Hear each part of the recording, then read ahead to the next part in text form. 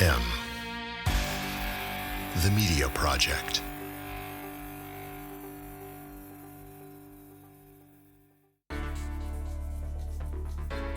The Vermont Technology Alliance. The VTTA is the only statewide organization focused on Vermont's tech business sector and entrepreneurs. Our business members are Fortune 500 companies, startup founders, small business owners, and soloists. We provide advocacy, recruiting of tech talent, events, and other networking opportunities. We are the heart of the tech ecosystem in Vermont. Become a member now at vtta.org. The Vermont Technology Alliance. Tech thrives here.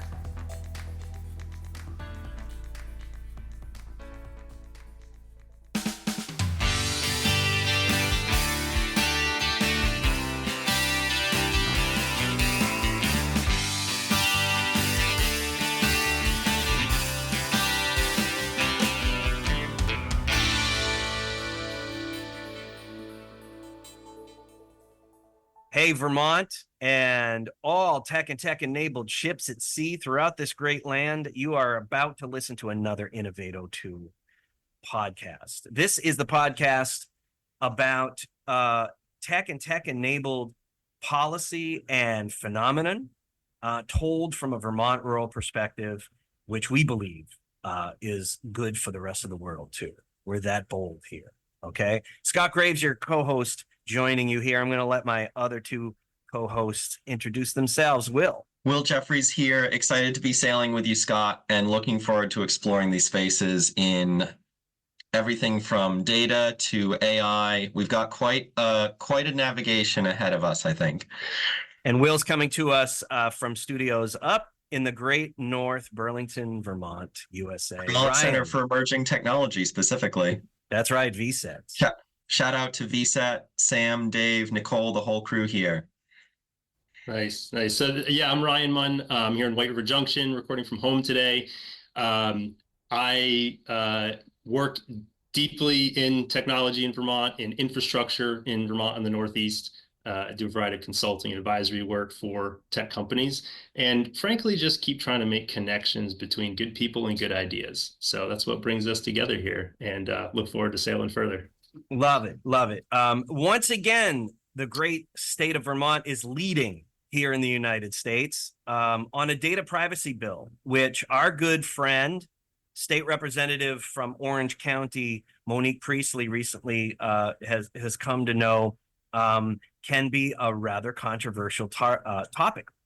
So we're going to play for you all, our great listeners, an interview here that I was able to do just last week with Monique Priestley, and bring you up to speed a bit on the data privacy bill that right now has been vetoed by Governor Scott here in Vermont. And then the three of us are going to have a conversation because we got lots to tell on the interview.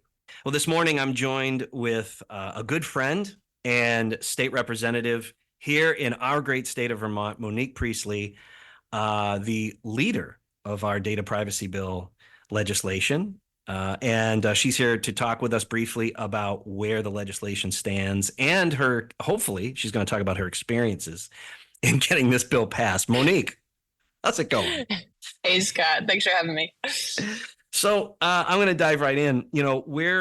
Take us today, where the legislation stands, because a lot of listeners are not from Vermont, although we, as you and I both know it, this legislation will have hopefully far-reaching positive repercussions for the rest of the country.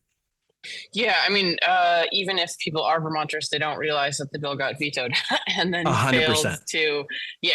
failed to be overridden. It got overridden so originally it passed out of the House unanimously, 139-0, and then went to the Senate, and there was a voice vote, and that passed back to the House, and we did an amended version, basically 139-3, and then it went to the governor. He vetoed it, and then it went to the House. I think it was 128-17 or something, and then it failed in the Senate to override 14-15. So for this bill, this is a little civics 101 for our listeners too. here in Vermont. For this bill to gain legs again in the legislature, it doesn't necessarily start from scratch once the session begins again in January, right? Or does it? Does, yeah. So the end of the biennium, any bill over you have 2 years basically to introduce bills, and then at the end of that, at the end of your term, more or less, everything's scrapped, so you got to start over. Oh my. Okay. So we start over, but I'm going to basically anticipate that we're going to have similar issues come the second time around, right? Let me switch a little bit right now.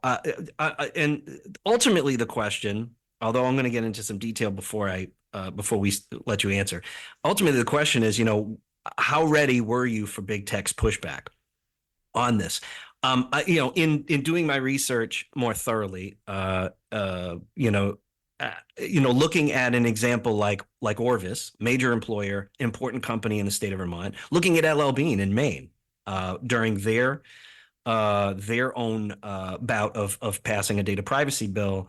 We're seeing this a lot. This is concentrating in state Senate chambers, and it seems to be a pattern that big tech companies have kind of latched onto in order to make sure that data privacy bills aren't passed.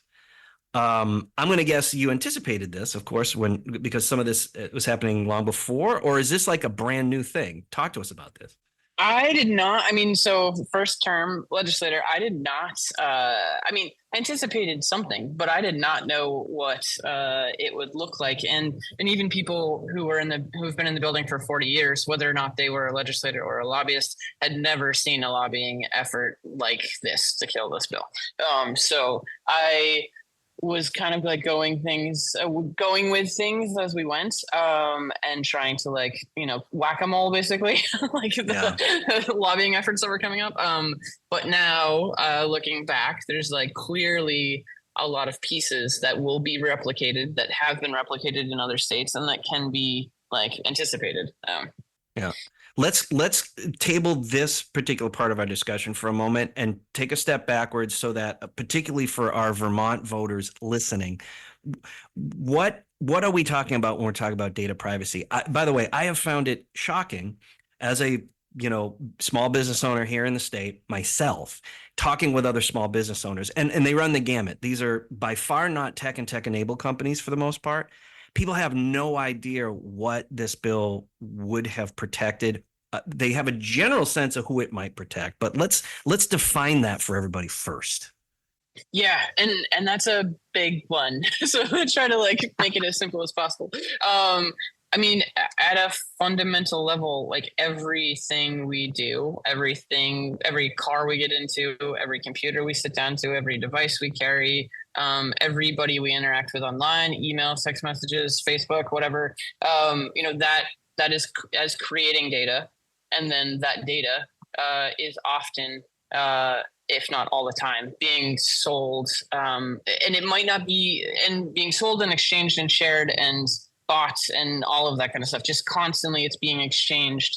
And it's being exchanged by upwards of 8,000 just data brokered large data holders alone. That's not even counting every business around the world that is using our data. That's just who's selling it. So in other words, it's a whole industry in and of itself of scraping and data mining our personal information, whether we like it or not. And it's sort of I feel like, and whether we know it or not. Yeah. Now, people, when they think about a bill like this being passed, they think the legislation is going to protect, and it does, young people and their interactions on social media, as an example, or the aforementioned, data mining. But there's also protections for small business people. I paid particular attention to this because of a former retail business I once owned in a different state, and the way that both data mining and other forms of sabotage were basically happening to my small business by large national retail chains that could use the digital space against me. Talk a little bit about that, because I think that is the one that small business people in Vermont have virtually no idea about this. Right. So yes, I mean a basic example, and the scariest ones maybe are when even just thinking about either a small business, say you have a store, or say you have like a like a healthcare portal, or say you have your bank portal. Like you will be going to these various websites throughout the day, even if you're not on Facebook, and they have tracking mechanisms that are embedded on the sites that are then picking up any information that you're sharing or from your accounts and things like that. And you don't know that that's happening. And the business or the host of that portal may not know, probably doesn't know that it's happening either. I asked, actually talking about Orvis and Vermont Country Store, I asked them when they testified, they're like, we're experts and we know exactly what's happening with all our data. And I said, well, how many trackers are on your websites? And they didn't know. And I said, for both of them, it was 22. Like 22 trackers that are miscellaneously named. That's you, the tech. I will say, let's call you the tech-enabled or tech cognizant. Yeah. A state elected representative saying, "Hey, you're being tracked, man." Yeah. I had a similar experience more than 6 years ago with a music merchandising company that I owned, and it took us a while, but we came to the realization that literally we were being tracked. So any online retailing we were doing, they were tracking us and then heavily advertising directly to our clients at point of sale, pre-point of sale whenever possible. And we trace this back to at least one of our direct competitors who in the recent past at that time had approached us and said, we want to buy you out. We don't want you here. And we were like, well, we're flattered, but no. But here we are, an independent small retailer. They're the hedge fund backed, second largest retailer in our industry in the whole world. Right? Like, yep. What do you do? And most people are, like you said, they're just not aware that this is happening. Well, I know what I want you to do, Scott, and that's testify. Can you do that, even though it wasn't a Vermont-based business? I'm glad you definitely to do can. it. We need stories. I mean, that's where I'm at as far as looking ahead to next year. Is we need people's stories. We need the harms that happens to both individuals and small businesses, and the shady side of this needs to have some light on it. Oh yeah, absolutely. Well, I a willing participant, will I?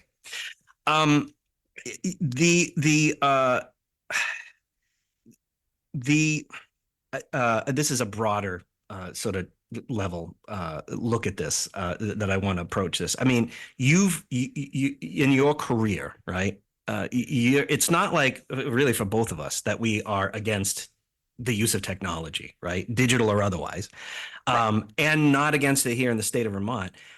How do we get to, I'm sure you've put a lot of thought into this, like how do we get to a point where we can take, in rural environments like ours, we can take advantage of the tech and tech-enabled industries without it coming? Why does this have to come with data mining, with the kind of scraping, which now is so, caustic and fast because of AI, right? Like, why do we need to accept the industry's play here while it comes with all of this negative stuff for small business and for just individual citizens? Yeah. No, I'm 100% love tech. My whole background is in tech. I would be a robot. I would take robot parts. I always joke if I could. Now I'm terrified of that though, with like Neuralink and thinking about data and the use of those robotic bodies. Anyways, yeah, I mean, like you said, it's a much broader conversation about, I think one of the best kind of analogies that from reading like books and stuff on this topic is just thinking about like in the industrial age, we needed oil to like run our machines. Now we are in an information age, digital age, and we are the currency. Like we are what powers the machines, right. The data mining machines. And like, so, I mean, it's power, right? And we're fighting money and power, which is what killed this bill. And I don't know what we do until we like stand up against it. I don't think we are protected until we have laws that do that, because the powers that are using the data absolutely do not want guardrails. And we don't, it's different than like going, I feel like it's harder for somebody to like imagine the harms, because it's not like you walk into a business and something bad happens and you like feel it and then you sue.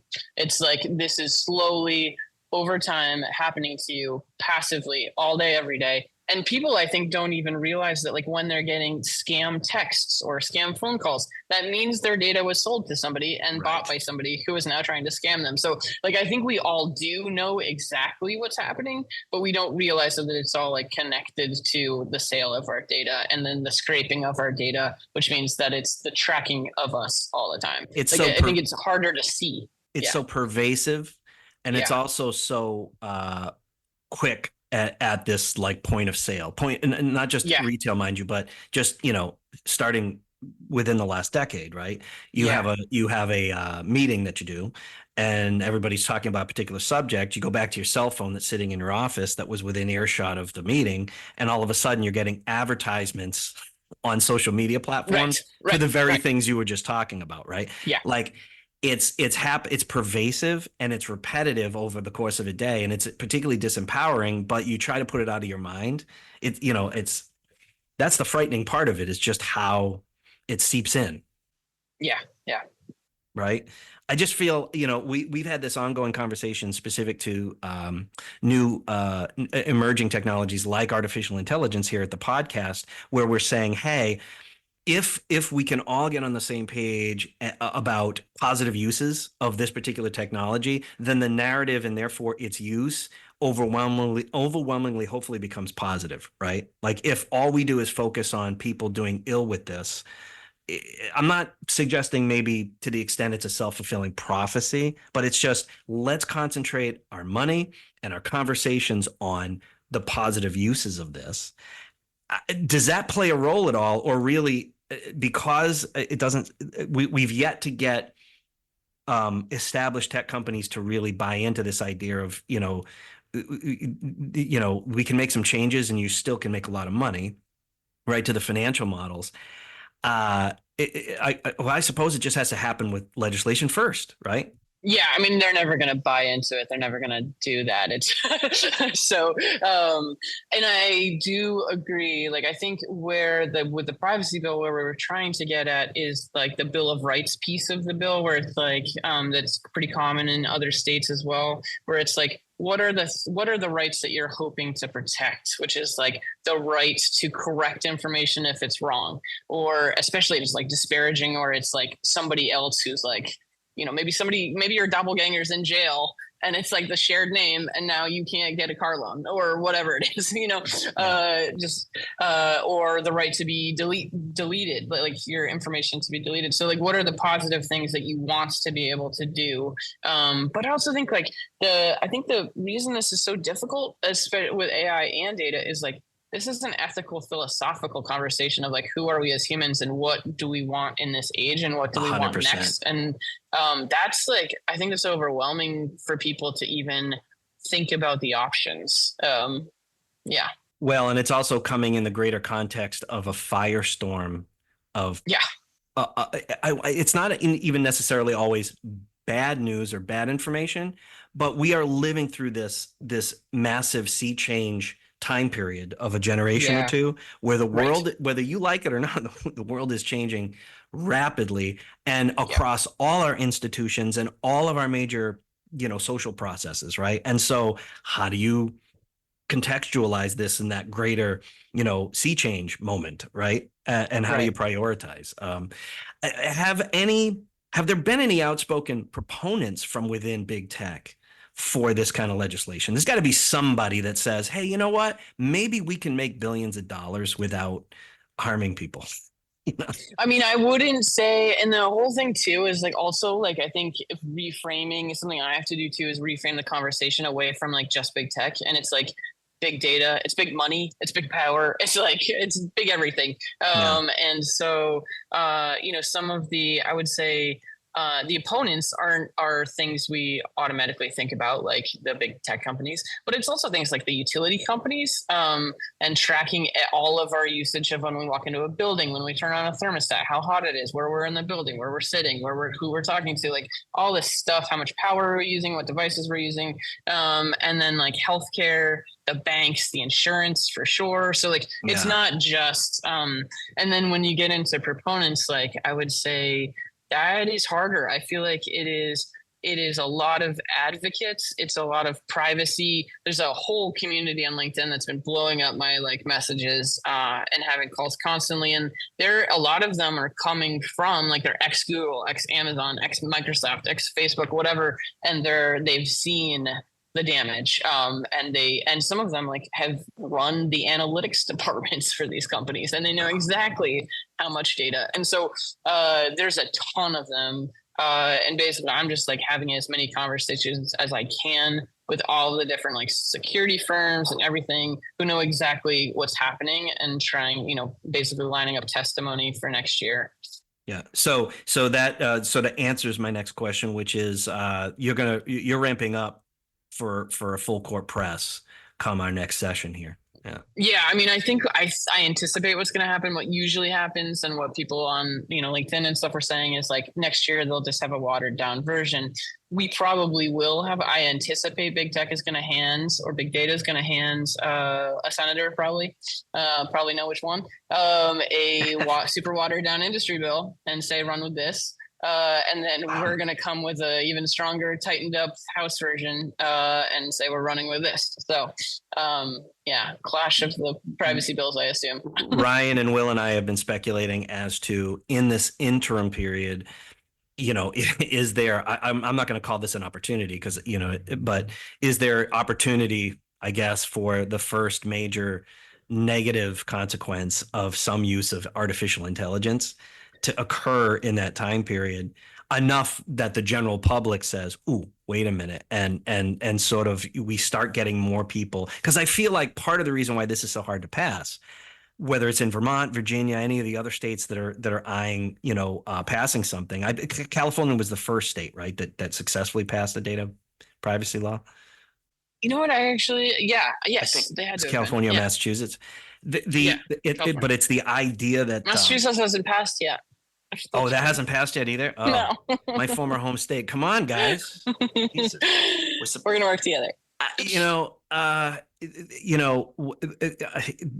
got to get more people in the general public understanding exactly what's going on with their information. Yeah, totally. That's this whole like I'm basically just trying to like get all the resources, having calls with people, like what are like all of the stuff that senators were like, hand me a page, 8.5 by 11, that's like the data points you're talking about that I'm supposed to be scared about. So I'm like having these conversations, and now firms are working on getting me that. And like things, so people can actually like visualize. But I also, so it's 100%. It needs to be engaging the public and then small businesses for sure. And so two things.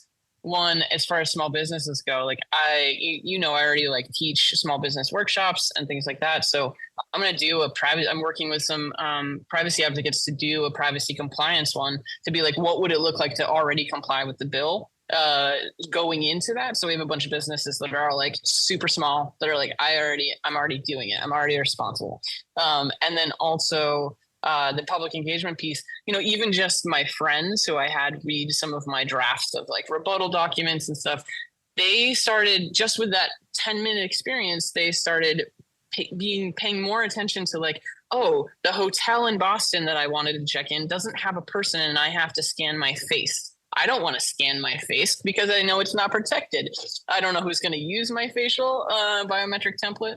Other ones who went to go buy cars and were like, I want to see my privacy policy because I know they're tracking me. And they had to go through steps of escalating to the like manager of the business. Finally, they gave them this like huge like 100-page document. And they're like, we don't offer people to opt out, but if you say you want to, then we have to do it. I have been more aware. Last week, I had data breach notifications from like Ticketmaster and like 3 other companies that I used. So it's constant. but it's just one of those things where we're like, until you're thinking about it, it's just kind of passive. Like you said, it's so pervasive. It's all the time. We have to like pause to be like, oh, that means my data just got sold. Like my social security number might now be out there or whatever. And I'm trying to, I usually like to take a major current event that's affecting us and try to put it in some sort of historical context, even for myself. I don't feel like there's any in industrial history. I don't feel like there is no second to this. You know what I mean? There is no precedent. We've never had something that can be so pervasive, and it's literally affecting every human on the planet that is not entirely somehow off the grid with no social security number or no other defining characteristic of society, Yeah, but the fascinating, like, in reading a bunch of books, Why Privacy Matters, and then the Age of Surveillance Capitalism, and the most horrible correlations they bring together are colonization, and so like we are being colonized basically, our data, and then controlled, and being convinced that what's happening to us is good for us and things like that, and then also like the latest example in the book I'm reading is like tracking when we started using telemetry to track animal behaviors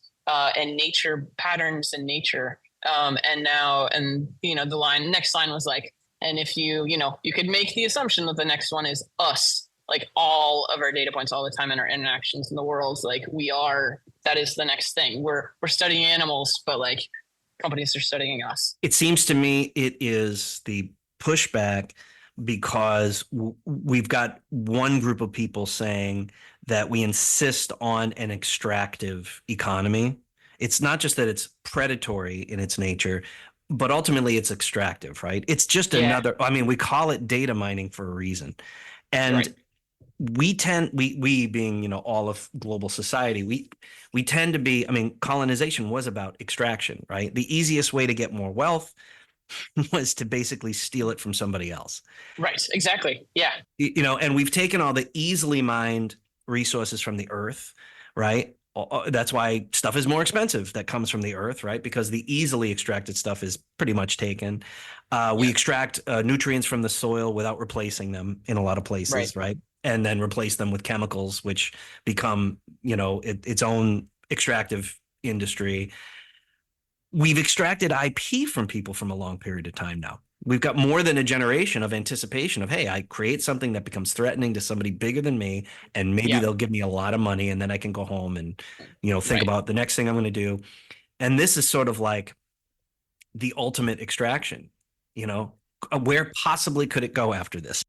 So then when you think about this extraction and when you think about like colonization, like piece, is like that there is a resource that is being extracted, but there are also people who are deciding what is valuable, who is it valuable to, how can I make money off of it, who gets to decide who gets to make money off of it and where it goes and how it's used, and who gets to decide who owns it. And like those are all questions, like when we talk about the broader thing is like, do we own our data and do we care who profits from it? I'd like to add another thing about an extractive economy, and that is the effluence. Yeah. So we haven't even talked about what are the real negative consequences of all of this if we allow this to persist for another 100 years, Right. Well, that's relatively a frightening way to end, but I want to appreciate, I want to say I appreciate you, Monique, coming on and talking about Doomsday with me. Yeah, no problem. Thanks, Scott. Anytime. If anybody wants to be a part of the kind of the next round, whether it's public engagement or testifying with scary stories or whatever it is, I started a website called letsdopolicy.com. So people can sign up there and kind of check off the boxes of how they want to help. But the more, the merrier. So letsdopolicy.com. We're going to make sure that we have the reference points from this entire interview on the episode page, and including Monique's book recommendations on some of the books you just referenced.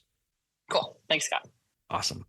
Monique Priestley is state representative from Orange County. And by the way, let's just say you can also find Monique at her company that she founded, which is a wonderful community building physical place you can go, a third space, as it were, the Space on Main in downtown Bradford, Vermont.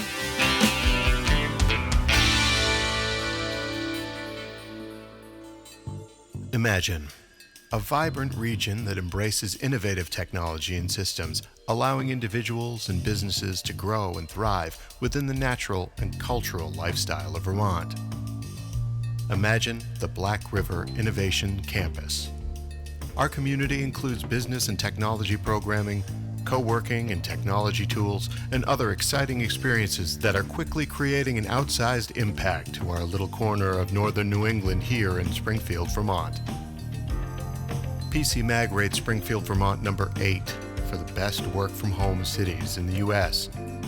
Join us in Vermont. Begin your journey at bricvt.org.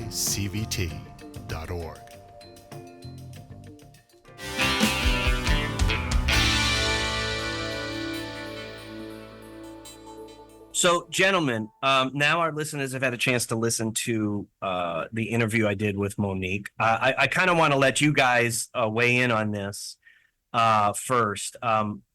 Maybe starting with Will. What is, above and beyond any number of different things you can comment on, what is really the first thing you want listeners to know about your perspective on it? I think the first thing that comes to mind that I'd love to just add on to this great interview with Monique is some questions about exactly what is considered personal information or brokered personal information.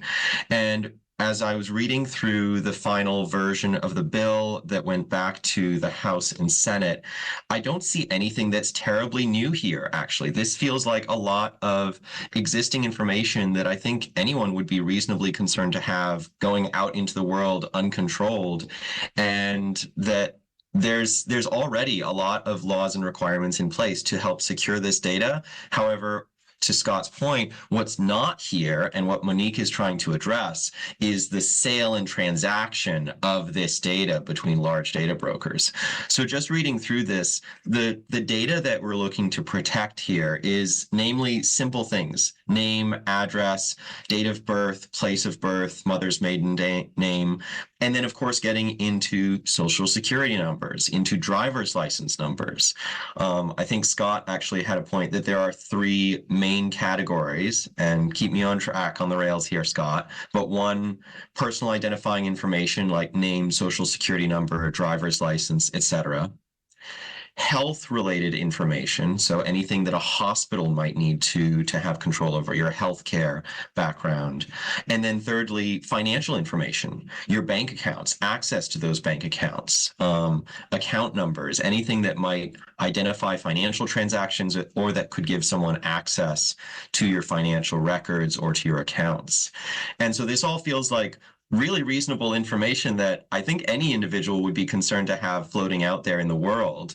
And also, to your point, there's already laws in place requiring that this data be secure.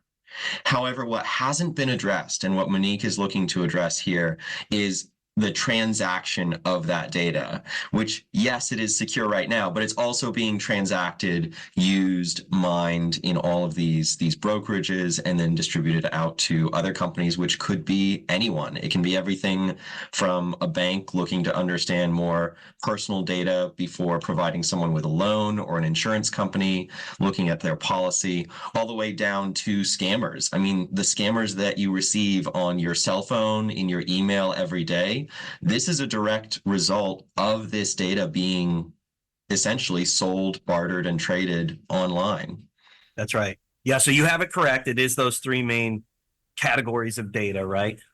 Most people will be familiar with HIPAA laws, HIPPA or HIPPAA or something like that, concerning your health information. So personal health information, is protected. There are requirements. I was a small business owner.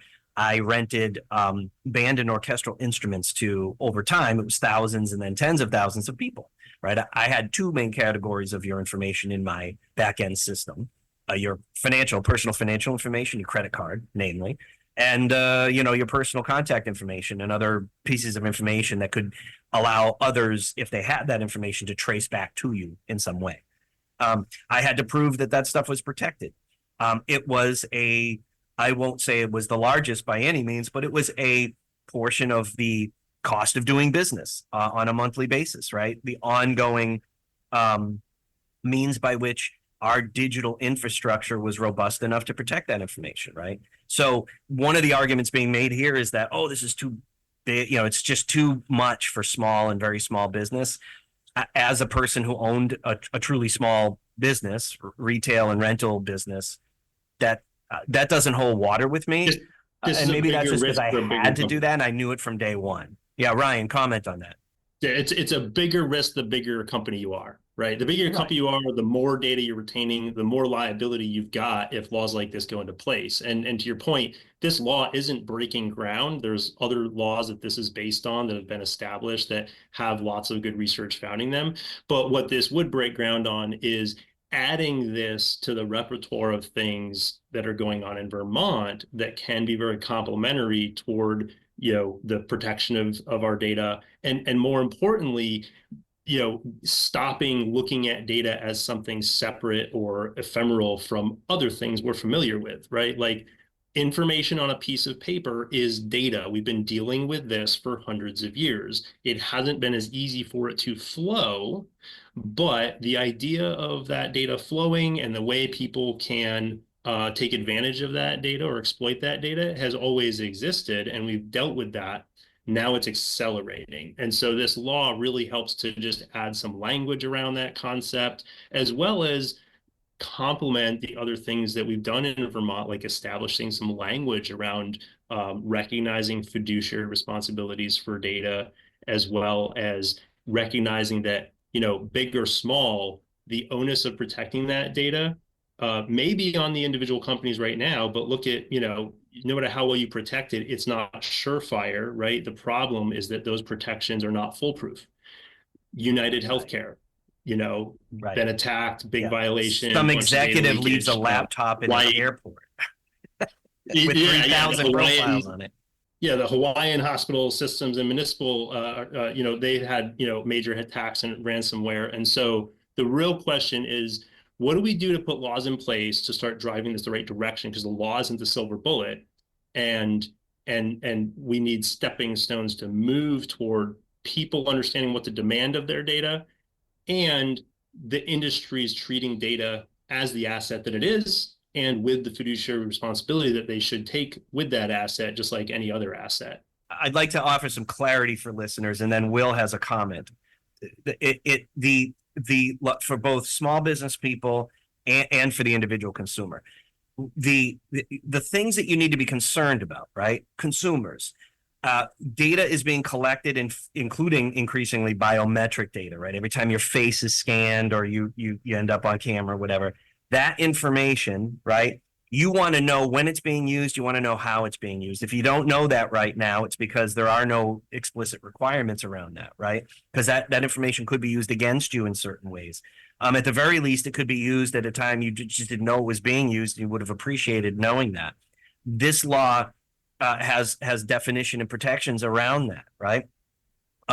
It empowers you to have control over that data and determine who and where it can be used or not. So you know that in the first place, right? So all of the predominant financial models within various kinds of digital technology that 100% rely on scraping digital data, right? Mining digital data, we call it, to get massive numbers of people's information that they can sell as a currency.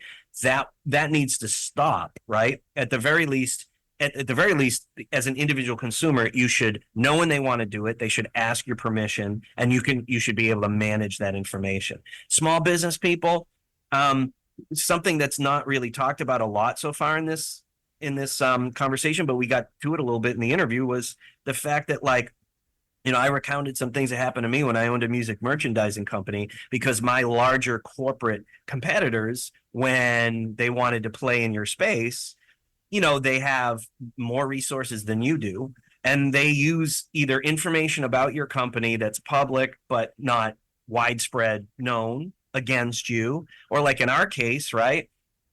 For 2 or 3 weeks, you're getting literally hundreds, if not thousands, of negative reviews on Google, and it come to find out they were paying people to do that. They had a whole team of people doing that, right?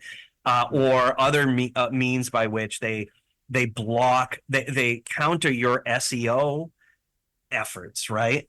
That you're putting time and money into as a small business person, because they have more money and time to do that, more people to work on that problem. So there's a variety of ways people say, well, as a small business person, I'm going to be against this, right? The people against this legislation are saying, it's too much for small business people. First of all, that's just not true for the reasons we stated earlier, but also there's protections in there that are actually advantageous for small independent business.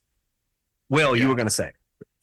Yes, actually, Scott, you just addressed some of that, which is the biometrics as essentially a fourth category, although in many ways it ties together health along with personal identifying information.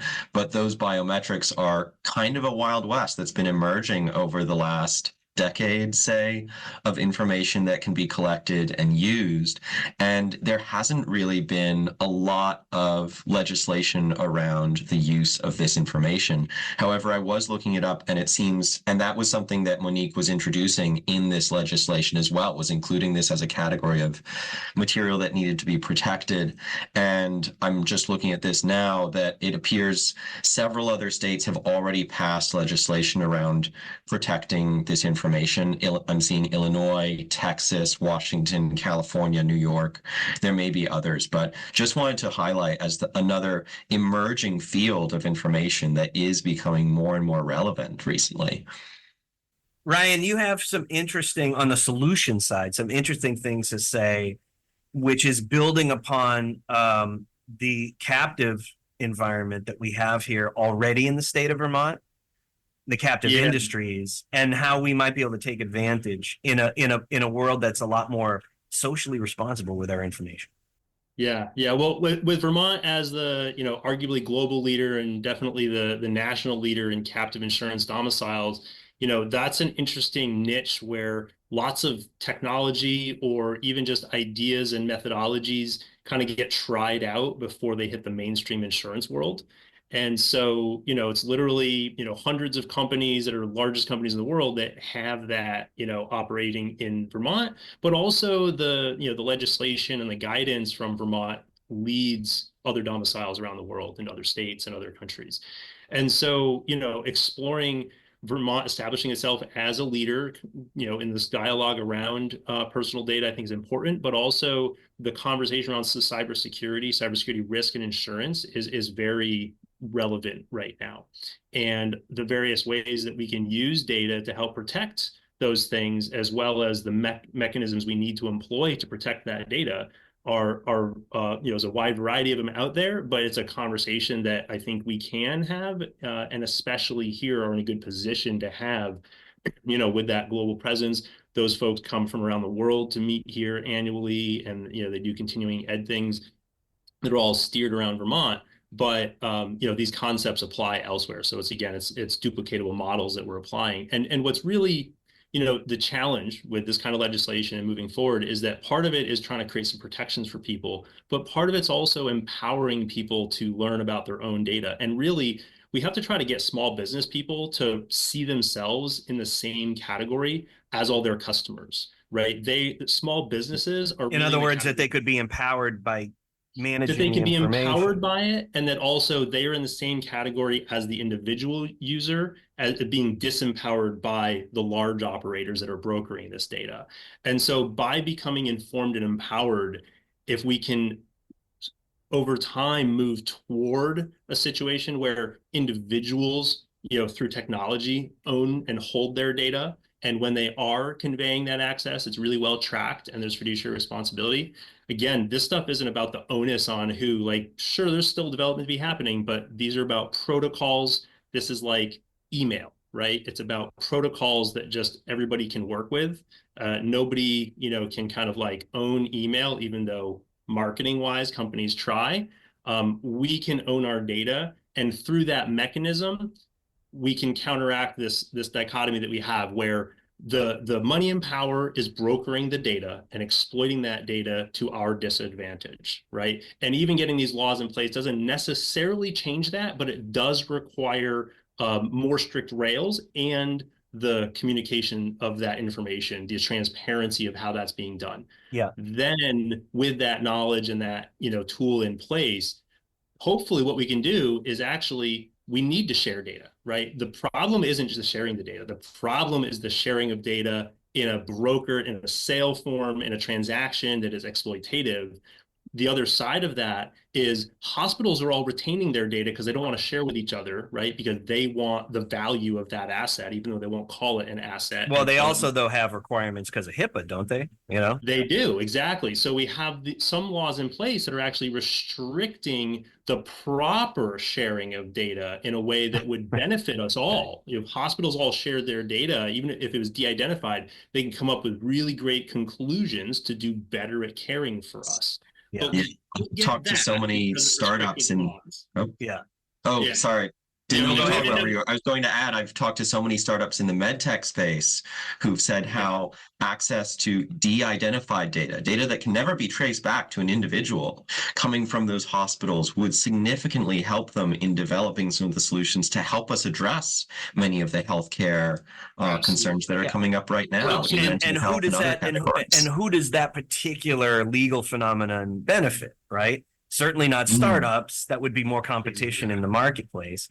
Have any of you, either of you, given any thought to how AI, beyond just artificial intelligence, accelerating this sort of the negative side of this potentially, right? Like just data mining becomes even more efficient. What are some of the other ways that artificial intelligence, good or bad or otherwise, are going to have an effect on what we're talking about?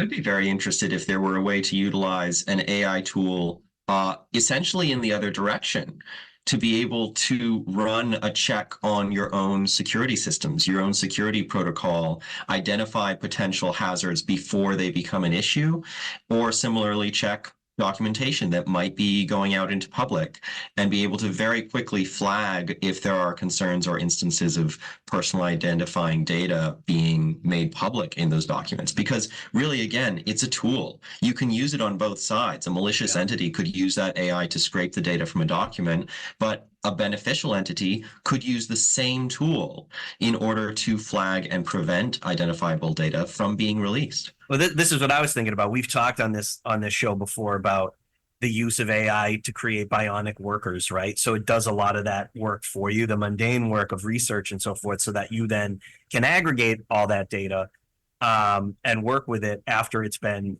collected. That seems like that tool is doing exactly what we're talking about, I think that's the exciting thing right now, and this is where I definitely insert a lot of optimism, is that, the power of AI tools is accelerating exponentially. And it's not just the ChatGPT and the Gemini that's out there. It's the, was it Llama 3, the open source that my kid could run on his computer. And it's the fact that we as individuals can actually start individually and collectively as groups training these tools, building these models, that communities can start creating localized data sets. So, aside from the legal processes that we want to try to do to, protect our data and have it treated more appropriately, we are all being empowered to individually start using some of these tools and creating our own data sets. I can download all my LinkedIn data from LinkedIn, which LinkedIn actually restricts ChatGPT, even though their site is public and your profile may be set to be public. They restrict their site from ChatGPT scraping data from it to train on. But I can download my LinkedIn data, my Facebook data, my whatever data from any sources, and I can put it into my whatever AI of choice or my training data set of choice. And then I can start, training those things and iterating on those things. And so that iteration and that collective capacity to start really doing what the big boys do is aggregating that data and then trying to leverage it with quality insights that might be in my interest, but guided by some principles of mutual benefit.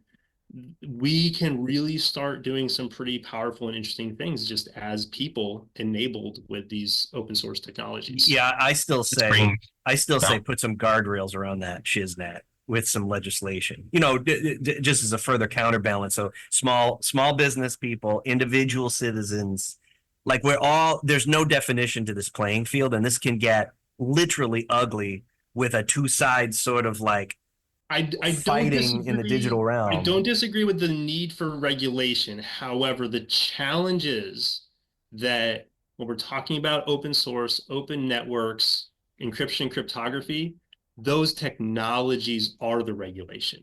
So when we talk about regulation, when we're talking about legislation that we write up in documents and get into our government law books, that's a theory that we can try to match up with reality. It's what we've always done in society, is try to match up a code of laws with the reality on the ground. But the reality on the ground is that we're talking about technologies that are a code of laws, right? TCP/IP that makes the internet work, it's a law. It's not a Yeah. law in our books. It's a law built in code. It's a law of And it's a law physics. that doesn't get violated because all the people that want to participate in this internet thing follow the protocol, Follow because the that's what protocol. works. I was going to say money, data, collaboration, these things, if we're using technology that's essentially free and it's stored in a way that's not under the finger of any particular power, well, then we can try to regulate all we want. But if we don't understand that fundamental operational concept, then our regulation is always going to be in conflict with the reality on the ground. If we start to work on the regulation in terms of not just the regulation, but also getting folks like Monique who actually understand technology to be our leaders, That's right. right? Because technology isn't different from leadership, isn't different from politics. Like technology is politics and governance. The whole coordination organization of hundreds and thousands and millions of people in a place comes down to bureaucracy and managing data. Thousands of years ago, that was still technology, right? Right. Now we hold it in a box instead of a room full of papyrus. Yep. But it's still the same technologies. It's But still listen, the way to legislate this is not, I'm not suggesting, although, you know, some of this applies to House Bill 121, is that so part of the legislative part that's always difficult in a rapid technology environment, rapidly deploying technology environment, is when we say, here are the rules by which you can and can't do things. I'm suggesting, you know, we almost don't have to have that part of legislation. What we do need 100% is things like, I'm a citizen or I'm a small business owner and I have been violated. I feel I have been violated. Through legislation, it is made cheap and easy for me to sue. It has been made a well-defined legal means and argument and precedent. So when I do take somebody to court, there's guardrails around that. There's a pathway, a legal pathway for my attorney to get me compensation, right? That I could do this individually or as a group. Remember, we are living in a country where the Supreme Court for some time, right, was taking away, making it way more difficult for employees, as one example, to be able to do anything other than mediate over human resource issues, right? Let's make it easier for little people to actually have some meat on the bone. And hey, listen, I feel like my rights were violated. You used my information to deny me a car loan, and I didn't even know you were using that information. And half the information you used has nothing to do with generally what would be collected to take out a car loan. So I want some legal redress.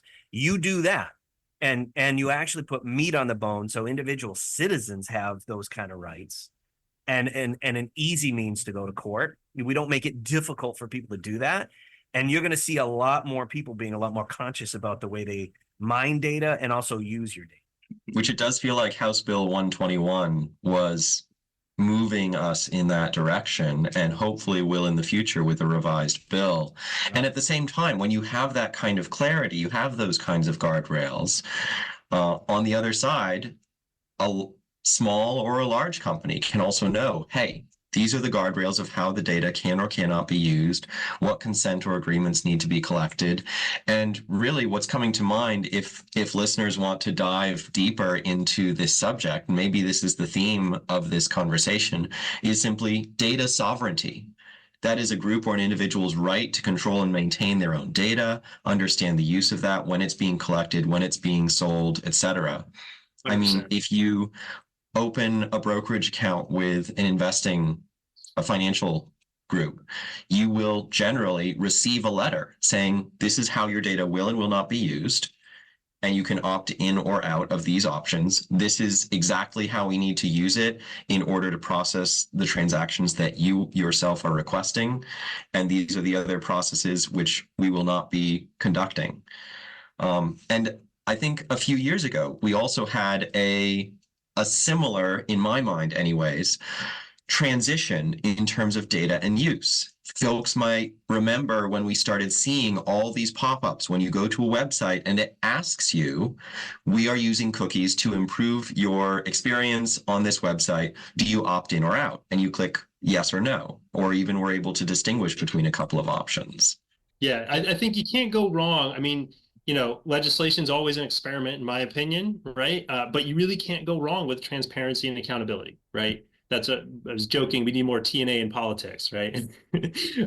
Transparency and accountability, if that's the foundation of any legislation we get passed, then we're always informing our future decisions, right? And that's the thing that I think is most important with whatever we get passed, is that we're continuing that process of transparency and accountability being baked into how we deal with data. And then people can learn what they want to demand and ask for. Well, we'll be talking a lot more about Monique Priestley, a state rep from Orange County, Bradford specifically, and environs that she represents, and about Vermont House Bill 121 and where this goes next. And for all of our listeners, know that links to the governor's veto, links to the House bill itself, and Monique's new web presence dedicated to the fight to get the bill passed, all on our episode page. Gentlemen, as always, it's been a pleasure. SMG's Are We Here Yet podcast is a production of M the Media Project and SM Graves Associates. Learn more at smgravesassociates.com.